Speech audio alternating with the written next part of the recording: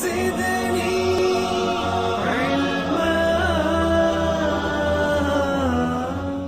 اعوذ باللہ السمیع العلیم من الشیطان اللعین الرجیم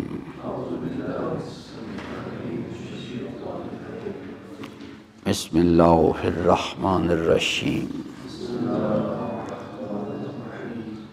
سبحان الذی خلق الازواج کلها مما تنبت الارض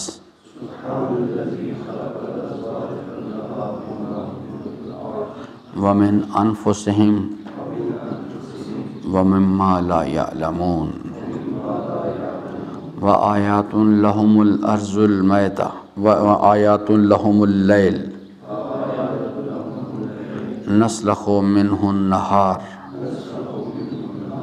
فإذا هم مظلمون والشمس تجری لمستقر لها ذالک تقدیر العزیز العلیم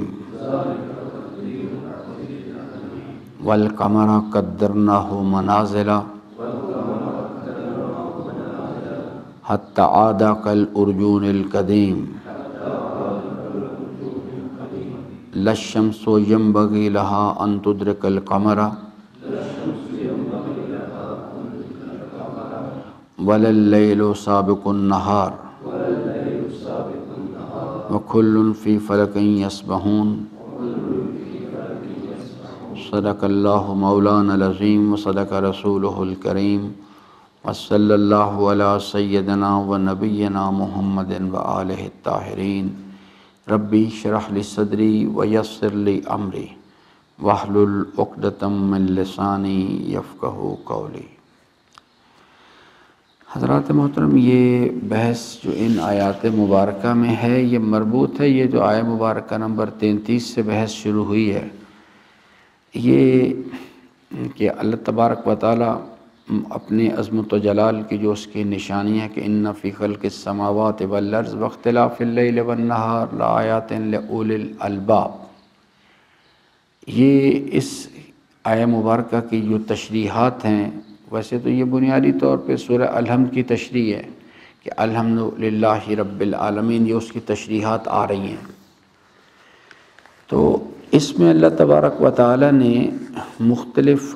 اپنے علم و قدرت کی جو نشانیاں ہیں ان کی طرف متوجہ کیا ہے، توجہ دلائی ہے کہ انسان کو چاہیے کہ ان آیات میں غور و فکر کرے۔ یہ تمام چیزیں جن کے بارے میں ذکر کیا گیا ہے یہ انسان کے ہر انسان کے گرد و پیش میں موجود ہیں، اور اس نے صرف عقل سے کام لینا یعنی غور و فکر کرنا تو بڑے آرام سے اس نتیجے پر پہنچ جائے گا کہ کوشش اس نے کرنی ہے اور نتیجہ اللہ تبارک و تعالیٰ کے ہاتھ میں ہے، اور نتیجہ اس نے معرفت اس نے عطا کرنی ہے، اس نتیجے پر پہنچے کہ الحمدللہ رب العالمین، تاکہ اس نظریے کا جو یقین ہے اس کی مدد سے عملی زندگی میں ایاک نعبد و ایاک نستعین کر سکے۔ اب اس میں قبل اس کے کہ ان آیات کے بارے میں اس کی جو تفصیلات ہیں، کیونکہ پورے نظام ہیں اصل میں یہ، اور اس کے اوپر میں انشاءاللہ کوشش کروں گا کہ اگر آج ورنہ کل عرض کروں گا، پورے یعنی علوم بنے ہوئے ہیں اس کے اوپر، ایسٹرانومی ہے اور دیگر بہت سارے، یعنی جیالوجی ہے، پھر ایگریکلچر ہے، اس میں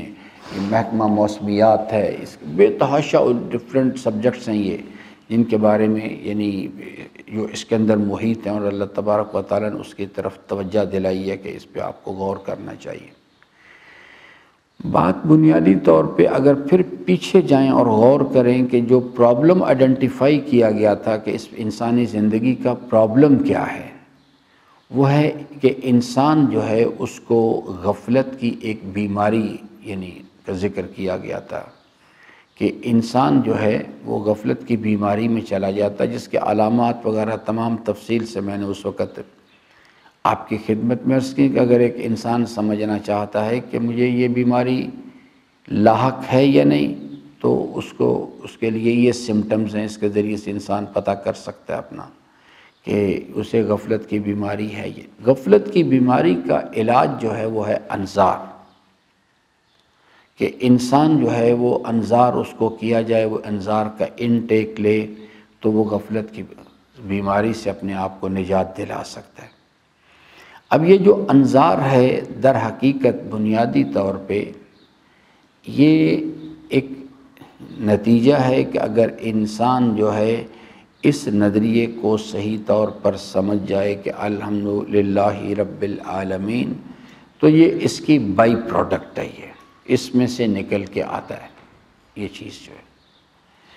تو اگر انسان کے پاس اللہ تعالیٰ کی معرفت ہوگی تو یعنی جو اللہ تعالیٰ فرماتا ہے کہ انما تنذر من اتبع ذکر و خشی الرحمن بالغیب، انذار کرنے والا کوئی کتنا قابل آدمی کیوں نہ ہو، کتنا باصلاحیت نبی ہو، امام ہو، ولی ہو کوئی،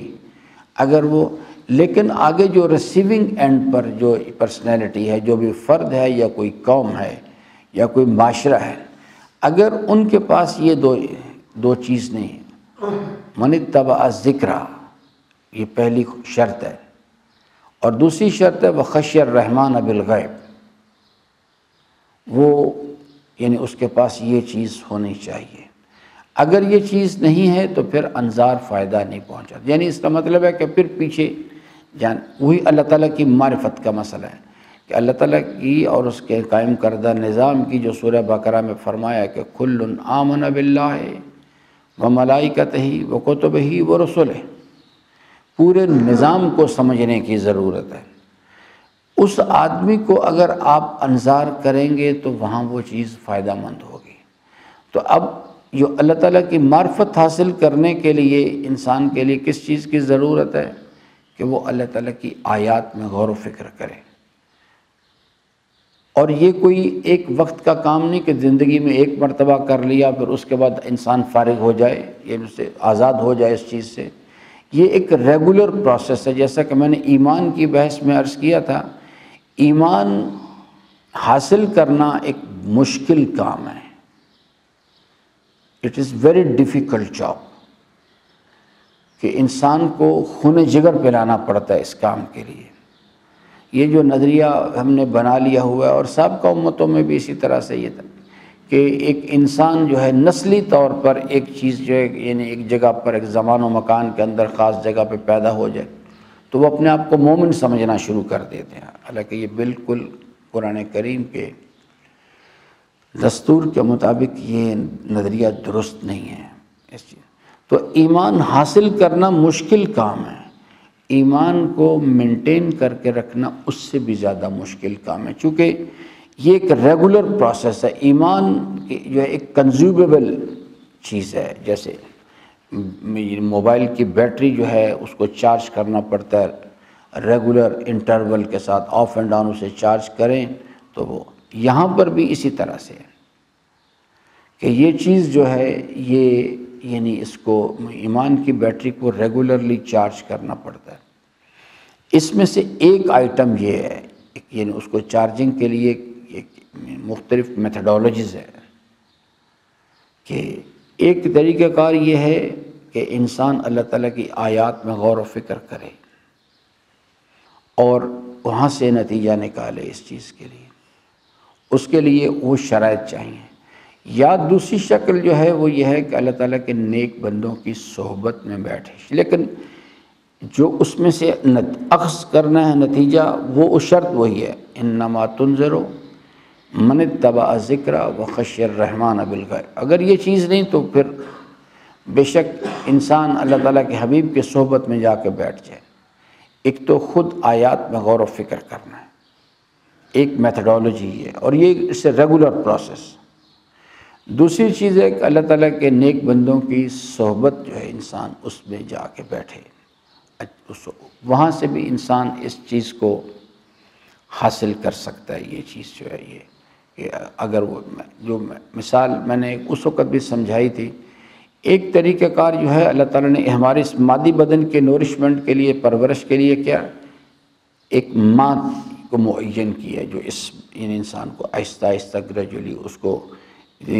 غذا فراہم کرتی ہے، پھر اگلے مرحلے میں شعور دیتی ہے۔ تو اسی طرح سے یعنی وہ روحانی ماں کا مسئلہ ہے،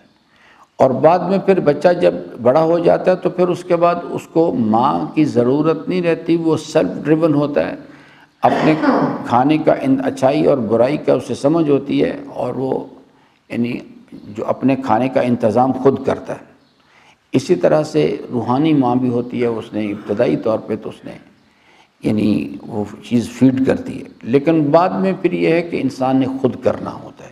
یہ جو اللہ کی آیات میں غور و فکر کرنا، یہ خود کرنے والا کام ہے، ورنہ پہلے وہ جو چیز ہے وہ یعنی ایک روحانی طور پہ انسان کو سپورٹ دی جاتی ہے۔ وَلِكُلِّ قَوْمٍ مُنذِرٍ وَلِكُلِّ قَوْمٍ ہاد، اس چیز کی۔ اب یہ جو چیز ہے، یہ جو یہاں پر جو بحث اس وقت ہو رہی ہے، یعنی اللہ تعالیٰ نے یہاں سے اس کو ارشاد فرمایا کہ وَآیَاتٌ لَهُمُ الْأَرْضُ الْمَيْتَةُ، یہ وہ چیز ہے کہ جس کے عقل انسان کو رہنمائی کی جا رہی ہے کہ آپ اس کائنات میں، آپ کے گرد و پیش میں جو چیز ہے، اس میں اس طرح سے غور و فکر کریں، اس مردہ زمین کو دیکھیں، پھر آپ دیکھیں کہ احیانہا، زمین کو ہم زندہ کر دیتے ہیں، پھر اس میں سے مختلف قسم کی فصلیں اور اناج اور غلہ جات اس میں سے برآمد ہوتے ہیں تاکہ آپ کی غذا کے طور پہ آپ استعمال کر سکیں۔ پھر اس میں مختلف قسم کے باغات ہیں، انگوروں کے اور کھجوروں کے، اور اس میں سے مختلف چشمے جاری کیے جہاں سے یعنی انسان جو ہے اس کے لیے پانی فراہم ہوتا ہے، اور پھر وہ چشمے جو ہیں وہ دریاؤں میں تبدیل ہوتے ہیں، وہ دریا جو ہیں پھر آگے ٹریول کرتے ہیں اس کے ذریعے سے۔ یہ اور اس کی بھی مقصدیت لِیَأْکُلُوا مِن ثَمَرِهِ، یہی ہے کہ انسان جو ہے اللہ کی دی ہوئی نعمتوں کو استعمال کرے، یہ انسان کی خدمت گزاری کے لیے۔ هُوَ الَّذِي خَلَقَ لَكُم مَّا فِي الْأَرْضِ جَمِيعًا، اللہ تعالیٰ نے انسان کی خدمت گزاری کے لیے ان چیزوں کا لگایا ہوا ہے۔ اور جو دعوت فکر ہے وہ یہ ہے کہ وَمَا عَمِلَتْهُ أَيْدِيهِمْ،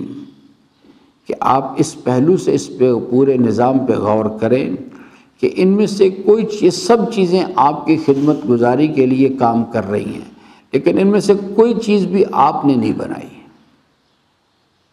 تو ان اشیاء کا وجود بتا رہا ہے کہ کوئی بہرحال ان کا بنانے والا تو ہے،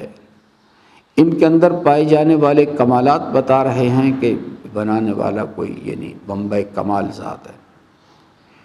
ان تمام موجودات کے درمیان ہم آہنگی بتا رہی ہے کہ بنانے والا کوئی ایک ہے، اور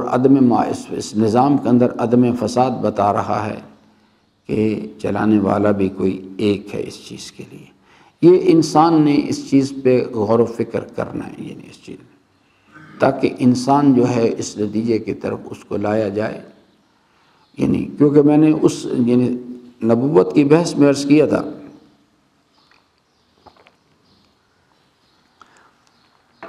انبیاء علیہ السلام کبھی آ کے کسی سے یہ نہیں کہتے کہ جناب آپ نماز پڑھنا شروع کر دیں، وہ سب سے پہلے آ کے اسی چیز کے عقل انسان کو متوجہ کرتے ہیں اس چیز کے کہ ان فی خلق السماوات والارض واختلاف اللیل والنہار لآیات لأولی الالباب۔ وہ لوگ جو عقل سے کام لیتے ہیں، جو لوگ عقل سے کام نہیں لینا چاہتے ان کو کوئی نہیں سمجھا سکتا۔ جب لوگ اس بات کا اقرار کر لیتے ہیں کہ ہاں آپ کی بات درست ہے، لاجیکل ہے، یہ آپ جو بات، تو پھر اگلے مرحلے میں وہ یہ کلیم کرتے ہیں کہ میں اس پروردگار کی طرف سے پیغامبر ہو کے آیا ہوں۔ اب اس دعوے پر بھی ان کو دلیل پیش کرنی پڑتی ہے، کیونکہ لوگ اس پر اعتراضات کرتے ہیں، مال حاضر رسول یاکل الطعام ویمشی فی الاسواق، جیسے ابھی آپ نے اس میں اسی بحث میں بھی پڑھا، انہوں نے کہا کہ آپ تو ہمارے جیسے بشر ہیں، لوگ آرام سے بات قبول نہیں کرتے۔ پھر ان کو دلیل جو مومن آل یاسین نے دلیل دی، یا قوم اتبعوا المرسلین اتبعوا من لا یسألکم اجرا وہم مہتدون، پھر دلیل دینی پڑتی ہے اس کے اوپر۔ اور پھر جس وقت وہ اس بات کو یعنی دوسرا مرحلہ بھی کامیابی سے طے ہو جاتا ہے کہ ہاں جناب، وہ کہتے ہیں ہاں بات آپ کی یہ ٹھیک ہے، کہ جو آپ کہتے ہیں کہ اس کائنات کا وجود بتا رہا ہے کہ بہرحال اس کا کوئی نہ کوئی پیدا کرنے والا ہے، اور وہ چیز جو ہے جو آپ کہتے ہیں کہ میں اس کی طرف سے پیغامبر ہو کے آیا ہوں، یہ بھی ٹھیک ہے۔ اب یہاں سے وہ بتانا شروع کرتے ہیں کہ انسان جو اس کی خلقت کا مقصد کیا چیز ہے، اور اس مقصد کو کیسے حاصل کیا جا سکتا ہے۔ اگر یہ دو مراحل کو یعنی طے کیے بغیر انسان کو آپ باتیں بتانا شروع کر دیں گے تو جو وہ کبھی بھی عمل نہیں کرے گا۔ بے شک پوری توضیح مسائل یاد کر لیں، آپ دیکھ رہے ہیں آپ کے سامنے کہ لوگوں نے پورے قرآن حفظ کیے ہوئے ہیں، لیکن عمل کی منزل میں جا کے وہ یعنی اللہ کے بتائے ہوئے راستے پر نہیں چلتے۔ یہ آج کے زمانے کے لیے خاص طور پہ فرمایا کہ وہ زمانہ جو ہے نا، قرآن کریم جو ہے اس کو غنا کے ساتھ پڑھا جائے گا، اور قرآن کریم جو ہے وہ دنیا کمانے کے لیے استعمال کیا جائے گا۔ تو یہ پرابلم ہے اسے۔ تو وہ یہاں جو یہ بحث اللہ تعالیٰ نے بیان فرمائی ہے اس چیز کو، یہ اصل میں بنیادی طور پہ مقصد وہی غفلت کی بیماری پیدا اس لیے ہوتی ہے کہ انسان کے پاس ایمان نہیں ہوتا، اللہ کی اور اس کے نظام کی معرفت نہیں ہوتی۔ تو اللہ تبارک و تعالیٰ نے اس کو پھر دوبارہ سے سمجھایا کہ آپ اپنے گرد و پیش میں غور کریں، آپ کو سمجھ آ جائے گی بات کہ یہ فکر انسان کو اس مقام پر لے کے جانا ہے کہ الحمدللہ رب العالمین۔ جب اس نظریے کا یقین انسان حاصل، اس پوری جو آیات کے ذکر کیا جا رہا ہے، یہ آیات کا ذکر اسی لیے کیا جا رہا ہے کہ یہ اس میں اللہ تعالیٰ کی عظمت و جلال کی نشانی ہے، تاکہ انسان اس نتیجے پر پہنچے کہ الحمدللہ رب العالمین، اور اس کا جو ما حاصل ہے وہ کیا ہے؟ اشہد ان لا الہ الا اللہ۔ جب اس نتیجے پر پہنچے گا، یقین پیدا کرے گا، تو ایاک نعبد کرے گا۔ ایاک نعبد بھی بذات ہی مطلوب نہیں ہے، و ایاک نستعین جو ہے کہ اس لیے کہ جس طرف آگے جس منزل کی طرف جانا ہے وہ بغیر اس راستے پر چلے ہوئے ممکن نہیں ہے۔ آخرت کی منزل جو ہمیشہ رہنے کی جگہ ہے، وہ اسی صورت میں فلاح و کامیابی سے انسان ہمکنار ہو سکتا ہے کہ اگر انسان جو ہے سورہ عصر میں وہ فارمولہ بتایا گیا کہ والعصر ان الانسان لفی خسر۔ اللہ تعالیٰ فرماتا ہے کہ میں زمانے کی قسم کھا کے یہ بات بیان کرتا ہوں، اس بات کو اچھی طرح یاد رکھیں کہ اگر آپ آخرت میں خسارے سے بچنا چاہتے ہیں، کامیابی سے ہمکنار ہونا چاہتے ہیں، تو پھر آپ کو اس ٹائم لائن کے اندر یہ جو امتحان کی منزل ہے، یہ کام آپ نے بہرحال کرنا ہے۔ اور وہ کیا چیز ہے؟ ایمان لانا ہے، اعمال صالحہ بجا لانے ہیں، وتواصوا بالحق کرنا ہے، اور وتواصوا بالصبر کرنا ہے۔ اس کے علاوہ چارہ کار کوئی نہیں ہے۔ باقی جو بھی لوگ باتیں کرتے ہیں وہ یا تو بے خبر لوگ ہیں، نادان ہیں، اور یا پھر وہ جان بوجھ کے اللہ کی زمین میں فساد پیدا کرنا چاہتے ہیں، وہ لوگوں کو گمراہ کرنا چاہتے ہیں۔ کوئی ان بٹوین راستہ نہیں ہے۔ اور اللہ تعالیٰ نے اپنے کلام میں بہت مثالیں دے دے کے سمجھائی یہ بات۔ تو اس لیے اللہ تعالیٰ فرماتا ہے کہ ایک اگلی چیز کی طرف، یہاں تک ہم نے دیکھ لیا تھا کہ جو وما عملت ہو ایدیہم، ان میں سے کوئی چیز بھی آپ نے نہیں بنائی۔ افلا یشکرون، اصل چیز ہے کہ انسان سے تقاضا کیا جا رہا ہے کہ آپ شکر گزاری کا راستہ اختیار کریں، یعنی اللہ کی دی ہوئی ہر نعمت کو جو اللہ تبارک و تعالیٰ نے اس کو استعمال کرنے کا سلیقہ تعلیم کیا ہے، اس کے مطابق اس کو استعمال کریں تو آپ کامیاب ہو جائیں گے۔ جو سورہ دہر میں یا سورہ انسان میں اللہ تعالیٰ نے ارشاد فرمایا اِنَّا ہَدَيْنَاهُ السَّبِيلَ اِمَّا شَاكِرًا وَإِمَّا كَفُورًا۔ اب یہاں اللہ تعالیٰ ایک اور امر کی طرف یہ یعنی متوجہ فرماتا ہے، سبحان الذی خلق الازواج کلھا مما تنبت الارض۔ یہ زمین سے جو کچھ بھی چیزیں برآمد ہو رہی ہیں، جو کچھ بھی یعنی یہ فصلیں ہیں اور یہ اناج ہے اور یہ پھل ہیں، ہم نے ہر چیز کو جوڑا جوڑا بنا کے پیدا کیا ہے۔ یہ اللہ کے نظام میں اس قسم کی چیز ہے۔ وَمِنْ أَنفُسِهِمْ، اور یہ تمہارے جو نفوس ہیں ان کے اندر بھی ہم نے ہر چیز کو جوڑا جوڑا بنا کے پیدا کیا۔ ابھی تو انسان ان علوم کی جو الف بے ہے اس کو بھی صحیح طور پہ نہیں سمجھ پایا۔ تمہارے نفوس کے اندر بھی ہم نے ہر چیز کو جوڑا جوڑا بنا کے پیدا کیا ہوا ہے۔ وَمِمَّا لَا يَعْلَمُونَ، اور یہ تو ہے اس کے علاوہ وہ اشیاء جن تک تمہارے علم کی رسائی نہیں ہے، تمہیں پتہ ہی نہیں ہے ان کے وجود کے بارے میں، ان چیزوں کو بھی ہم نے جوڑا جوڑا بنا کے پیدا کیا ہے، میل فیمیل کی شکل میں ان کو لایا گیا ہے۔ وَآیَةٌ لَهُمُ اللَّیْلُ، اور ہماری عظمت و جلال کے علم و قدرت کی نشانیوں میں سے ایک یہ رات ہے، نسلخ منہ النہار،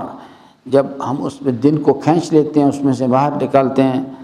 فَإِذَا هُمْ مُظْلِمُونَ، تو وہ تاریکیوں میں ڈوب جاتے ہیں۔ یہ چیز جو ہے اس کو بھی اللہ تبارک و تعالیٰ نے فرمایا کہ عروج و زوال کی داستانیں جو ہیں، جوانی بڑھاپا، غربت امیری، بادشاہت فقیری، یہ اللہ تعالیٰ کے نظام ہیں اصل میں سارے ہی ہے۔ والشمس، اس طرح سے فرماتا ہے ہماری آیات میں سے ایک سورج ہے، تجری لمستقر لہا، جو ہم نے اس کے لیے ایک تقدیر معین، اپنے معینہ اندازے کے مطابق وہ رواں دواں اس پہ وہ چل رہا ہے، اور اس کو اللہ تعالیٰ فرماتا ہے کہ ذالک تقدیر العزیز العلیم، یہ عزیز و علیم پروردگار کا معین کردہ اندازہ ہے، اور اس کے مطابق سورج اس کے ارادے کا پابند ہے، اس کے مطابق جو اس کے لیے اس نے تقدیر معین کر دی ہے اس کے مطابق وہ حرکت کر رہا ہے۔ والقمر، اسی طرح سے چاند، قدرناہ منازلہ، ہم نے اس کے لیے اس کی منازل اس کے جو مقرر کر دی ہیں، کبھی وہ آہستہ آہستہ یعنی بڑا ہوتا چلا جاتا ہے، پھر آہستہ آہستہ گھٹتا چلا جاتا ہے، وہ اعلیٰ حاصل کے آسو اپنے سرکل کو کمپلیٹ کرتا ہے۔ والقمر، اس طرح سے یہ چاند ہے، قدرناہ منازلہ، ہم نے اس کے لیے منازل جو ہیں مقرر کر دی ہیں، حتی عاد کالعرجون القدیم، یہاں تک کہ وہ ایک آہستہ آہستہ چودھویں کی طرف جاتا ہے، پھر آہستہ آہستہ ایک باریک یعنی شاخ کھجور کی پرانی شاخ کی طرح ہو جاتا ہے۔ للشمس ینبغی لہا، اللہ تعالیٰ پھر رہنمائی کرتا ہے کہ غور ایسے کریں، فرماتا ہے للشمس ینبغی لہا، آپ اس نظام پہ غور کریں، آپ کو دکھائی دے گا کہ نہ سورج کے پاس یہ اختیار ہے ان تدرک القمر، کہ وہ جا کے چاند سے ٹکرا جائے، یا نہ چاند کے پاس اختیار ہے کہ وہ سورج سے جا کے ٹکرائے، وَلِلَّيْلُ سَابِقُ النَّهَارِ، اور نہ دن اور رات کے دن کے یعنی رات کو اختیار ہے کہ وہ دن پر سبقت حاصل کرنے کی کوشش کرے۔ وَكُلٌّ فِي فَلَكٍ يَسْبَحُونَ، ہم نے ہر چیز کے لیے ایک اندازہ مقرر کر دیا ہوا ہے، اپنے اپنے مدار میں وہ اسی طرح سے حرکت کر رہے ہیں اور اللہ تعالیٰ کی تسبیح بیان کر رہے ہیں۔ وَآیَاتٌ لَهُمْ أَنَّ حَمَلْنَا ذُرِّيَّتَهُمْ فِي الْفُلْكِ الْمَشْحُونِ، اور پھر آپ کے یعنی ایک نشانی کے طور پہ حضرت نوح علیہ السلام علی نبینا کے بارے میں بائی نیم تو ذکر نہیں کیا گیا یہاں پہ، لیکن معلوم تاریخ میں جو ہمارے سامنے چیز ہے، وَآیَاتٌ لَهُمْ أَنَّ حَمَلْنَا ذُرِّيَّتَهُمْ فِي الْفُلْكِ الْمَشْحُونِ، کہ ہم نے ہماری عظمت و جلال کے علم و قدرت کی نشانیوں میں سے سورہ حضرت نوح علیہ السلام کا قصہ پڑھیں، قرآن کریم میں بٹس اینڈ پیسز میں مختلف جگہ پہ آیا ہے، یہاں پہ بنیادی طور پہ اس کشتی کا ذکر کیا گیا اور ان لوگوں کا ذکر کیا گیا ہے، تو آپ اس کو اگر تفصیل سے دیکھنا چاہیں تو اس میں دیکھیں جا کے کشتی کا جو سفر ہے، کہ اللہ تعالیٰ فرماتا ہے یہ بھی میری عظمت و جلال کی، میرے علم و قدرت کی نشانیوں میں سے ایک نشانی، وَخَلَقْنَا لَهُم مِّن مِّثْلِهِ مَا يَرْكَبُونَ، اور اس طرح سے ایک کشتی کی ہم نے مثال دی ہے، اس طرح سے ہم نے اور بھی مختلف قسم کے، یہ اصل میں اگر آپ اس پہ غور کریں صورتحال پہ، تو انسان درمیان میں موجود ہے، اور ایک پانی کا سمندر ہے، ایک ہوا کا سمندر ہے، ایک مٹی کا سمندر ہے، یہ تین چیزیں جن کے کمبینیشن کے درمیان انسان کھڑا ہے، اور یہ جو کاریں ہیں یہ آپ یہ دیکھ لیجئے، یہ اس میں حرکت کر رہی ہیں، ہوائی جہاز ہواؤں کے اندر حرکت کر رہے ہیں، سمندری جہاز ان کے اندر حرکت کر رہے ہیں، اس چیز کے لیے، ہر چیز کے لیے اللہ تعالیٰ نے ایک باقاعدہ پورا ایک نظام بنایا ہوا ہے۔ اللہ تعالیٰ فرماتا ہے کہ ہم نے صرف وہ کشتی ہی نہیں بلکہ خلقنا لہم من مثلہ ما یرکبون، اور بھی سواریاں بنائی ہیں جس میں یہ لوگ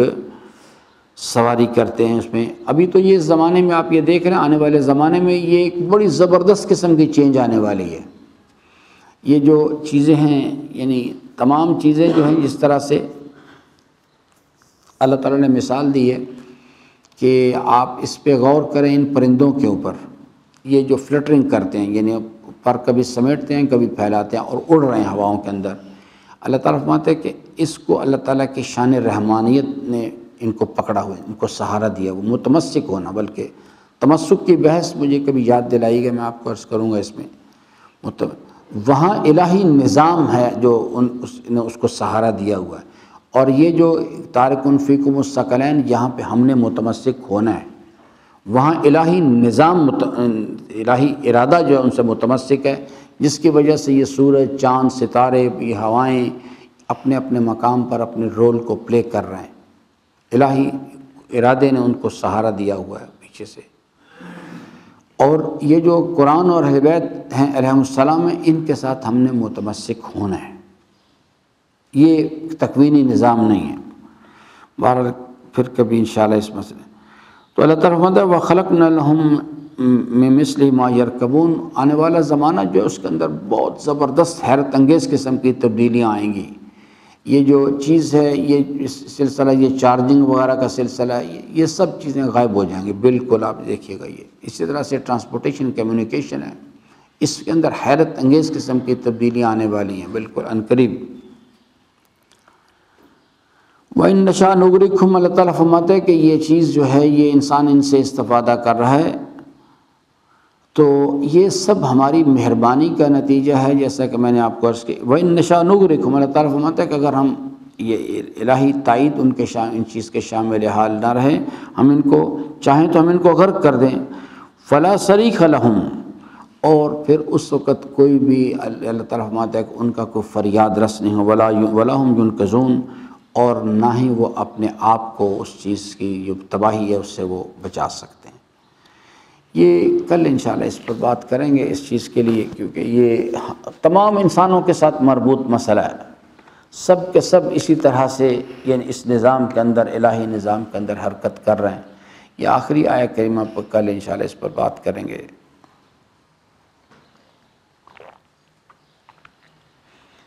آخری چیز جو پھر میں تکراراً عرض کرنا چاہوں گا، عزیزان، قرآن کریم سے متمسک ہونے کے لیے کتنے مراحل ہیں؟ قرآن پڑھنا، قرآن سمجھنا، اور قرآن کریم کے حکم پہ عمل کرنا۔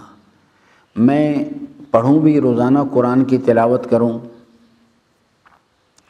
میں قرآن کریم سمجھ بھی جاؤں،